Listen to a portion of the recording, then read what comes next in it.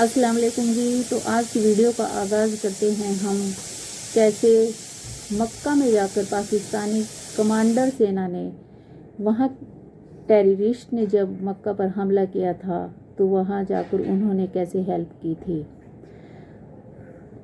وہاں کی سرکار نے تو فرانس جیسے انیہ دیشوں سے بھی ہیلپ مانگی تھی بٹ انہوں نے ہیلپ نہیں کی تھی. پھر پاکستانی سینا نے وہاں جا کر ہیلپ کی تھی. تو بنا دیر کیے میرے بھائی اور بہنوں جڑے رہیے میری اس ویڈیو میں.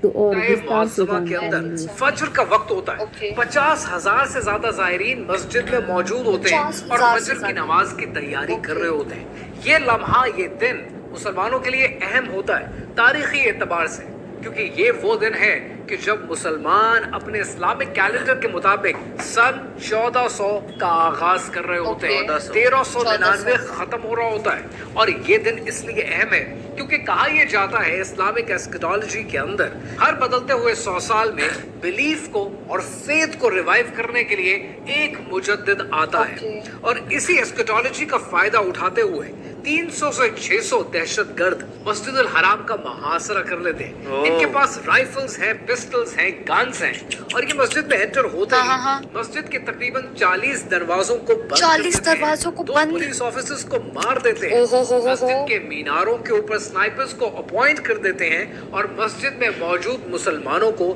یرغمالی بنا لیتے ہیں. جیسے کنٹرول آتا ہے یہ اناؤنس کرتے ہیں کہ ہمارا پہلا مطالبہ یہ ہے کہ محمد عبداللہ القحطانی کو امام وقت اور امام مہدی مانا جائے.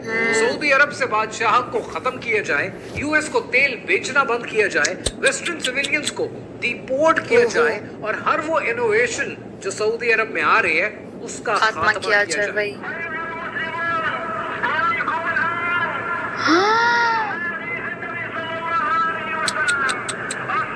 اور یہ وہ ہے ریئل وائس، سیدھا امام مہدی بول دیا. یہ وہ دور تھا کہ جب سعودی عرب کے اندر مسجد الحرام کی کنسٹرکشن کا دور جاری تھا اور یہ تعمیراتی کام بن لادن گروپ انجام دے رہا تھا. جیسے یہ دہشت گرد مسجد الحرام کا محاصرہ کرتے ہیں یہ تمام کمیونیکیشن لائنز کو کٹ کر دیتے ہیں. لیکن کمیونیکیشن لائنز کے کٹ ہونے سے پہلے بن لادن گروپ کا ایک امپلائی سعودی حکومت کو یہ اطلاع دیتا ہے، اور یہ اطلاع سعودی حکومت کے لیے کسی سرپرائز سے کم نہیں تھی، کیونکہ سعودی حکومت نے یہ سوچا بھی نہیں کبھی کہ کبھی کوئی دہشت گرد مسجد الحرام کا محاصرہ کر سکتا ہے. کہانی کیا ہے آئیے سمجھتے ہیں. مجھے ہے حکم اذان ہے. سعودی حکومت کے لیے اس موقع پر رسپانس دینا ایک انتہائی مشکل عمل ہوتا ہے، کیونکہ اس دور میں سعودی حکومت کے کراؤن پرنس فہد عرب لیگ اٹینڈ کر رہے ہوتے ہیں تونیزیا میں. سعودی عرب کے پرنس عبداللہ جو کہ نیشنل گارڈز کی کمان سنبھالتے ہیں وہ موراکو میں ہوتے ہیں. So third in line prince Sultan کو یہ ساری کوارڈینیشن کرنی پڑتی ہے. جیسے ہی سعودی عرب کی حکومت تانے بانے جوڑنے کی کوشش کرتی ہے، پہلا نام جو ان کے سامنے ہوتا ہے جس کے لیے مطالبہ کیا جاتا ہے کہ انہیں امام مہدی مانا جائے، اس انسان کا نام تھا محمد عبداللہ القحطانی.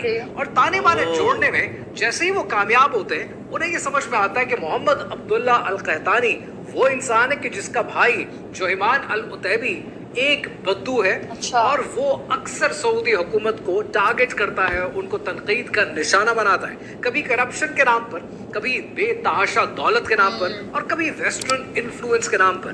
جوہیمان العتیبی ایک ایسا بدو ہے کہ جس نے جید استادوں سے اور پرومیننٹ اسکالر سے تعلیم حاصل کی ہوتی ہے، خاص طور پر شیخ عبدالعزیز ابن باز سے جو بعد میں گرینڈ مفتی بھی بنے.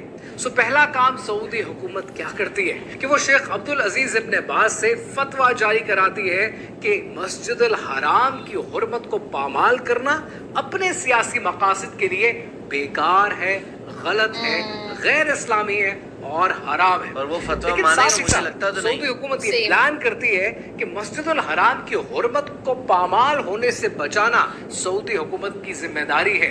लिहाजा वो पहला काम क्या करते हैं, वो एक रिस्पांस प्लान करते हैं और इस रिस्पांस के लिए ministry of interior 100 security officers को मस्जिद की जानिब भेजती है, लेकिन दहशतगर्दों के पास हैवी आर्टिलरी और हैवी मशीनरी मौजूद होती है, जिससे इन 100 सिक्योरिटी ऑफिसर्स को भारी जानी नुकसान होता है। सऊदी गवर्नमेंट एक रीइंफोर्समेंट को प्लान करती है और इस रीइंफोर्समेंट के लिए वो सऊदीया की आर्मी और नेशनल गार्ड दोनों का सहारा लेती है और रीइंफोर्समेंट को प्लान करके एक और रिटेलिएशन प्लान करती है। और इस रिटेलिएशन के लिए सऊदीया की arm forces along with national guards मस्जिद अल हराम के 39 में से 3 गेट्स पर असॉल्ट लॉन्च करते हैं, लेकिन दहशतगर्दों के स्नाइपर्स उन्हें देख लेते हैं और एक बार फिर भारी नुकसान होता है सऊदीया की हुकूमत की इस प्लानिंग। अब सऊदीया की हुकूमत अंडरग्राउंड टनल्स का सहारा लेती है कि किसी तरह इस टनल के जरिए मदद की जाए और मस्जिद अल हराम को बाजियाब कराया जाए इन नापाक दहशतगर्दों से। लेकिन इसमें भी कोई खातिर खा कामयाबी नहीं मिलती।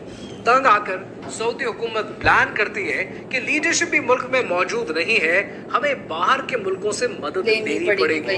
लिहाजा पहला कांटेक्ट वो फ्रांस को करते हैं। सऊदी अरब की पुकार पर फ्रांस मदद के लिए तैयार हो गया, लेकिन फ्रांस की मदद और इस पूरी कहानी में जो फ्रांस का रोल है, जब आप तारीख की किताबें उठाकर पढ़ेंगे तो आप ये देखेंगे कि मुख्तलिफ किताबों में मुख्तलिफ बातें हैं। कुछ ये कहते हैं कि फ्रांस ने कमांडोज भी दिए, GIS भी दिया, टेक्नोलॉजी भी दी, लेकिन मस्जिद अल हराम में सऊदी हुकूमत की मदद करने से पहले जितने फ्रांसीसी ऑफिसर्स थे वो पहले कन्वर्ट हुए, मुसलमान हुए और उसके बाद मदद की। लेकिन जो ज्यादा प्लॉजिबल थ्योरी है, वो ज्यादा प्लॉजिबल थ्योरी ये है कि फ्रांस ने कहा कि हम आपको टेक्नोलॉजी भी देंगे, आपकी मदद भी करेंगे, हम आपको लेकिन टेक्निकल और एडवाइजरी सपोर्ट देंगे।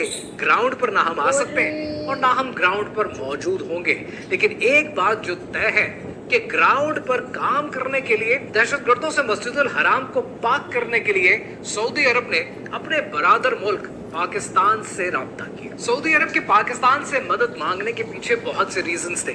सबसे बड़ा रीजन ये था कि पाकिस्तान और सऊदी अरब के बीच में मिलिट्री टाइज थी। पाकिस्तान सऊदी अरब की फोर्सेस को काउंटर टेररिज्म टैक्टिक्स के ऊपर ऑलरेडी ट्रेनिंग्स प्रोवाइड कर भी रहा था। And at the same time कि जब शाह फहद ने कॉल की और जनरल जियाउल हक ने ये बात सुनी, तो इमीडिएटली जनरल जियाउल हक ने SSG कमांडोज के एक फॉर्मेशन को तैयार किया और अर्जेंट बेसिस पे ये फॉर्मेशन सऊदी अरब और मक्का मुकर्रमा पहुंची। और वहां जाकर इन्होंने अपना यूनिफॉर्म नहीं पहना, इन्होंने जूते तक नहीं पहने और फौरन अपने मिशन पे लग गए। फॉर वन सिंपल रीजन, क्योंकि मस्जिद अल हराम की सैंक्टिटी, उसकी हुर्मत और उसकी इज्जत वो पामाल नहीं होनी चाहिए। और इन SSG कमांडोज ने अपनी जान पर खेलकर मस्जिद के एक एक कोने से, एक एक कमरे से अपनी स्ट्रेटेजिक ट्रेनिंग के तहत एक एक दहशतगर्द को पकड़ा, कितनों को मारा, कितनों को गिरफ्तार किया। पाकिस्तान के SSG कमांडोज की जो खिदमात उन्होंने सऊदी हुकूमत को दी,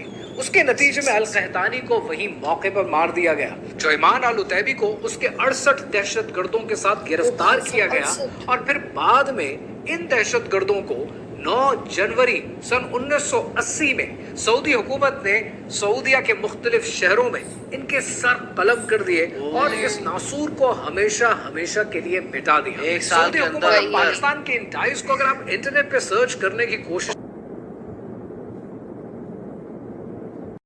तो इस बात का निचोड़ यही निकलता है कि पाकिस्तानी की कमांडर सेना मक्का को वहाँ के जब टेररिस्ट ने हमला किया था सेव करने के लिए एकदम आगे आई थी, तो इसमें तारीफ़ काबिल तो है ही।